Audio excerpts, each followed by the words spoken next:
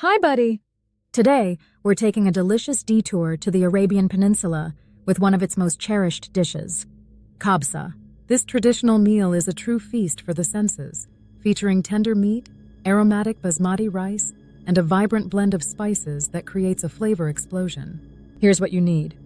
2 cups of basmati rice, your choice of meat, traditionally chicken, lamb, or beef, cut into pieces, 1 large chopped onion, 3 minced garlic cloves, a few tomatoes diced, and a mix of spices like cinnamon, cardamom, cloves, black lime, bay leaves, and a pinch of saffron for that golden touch.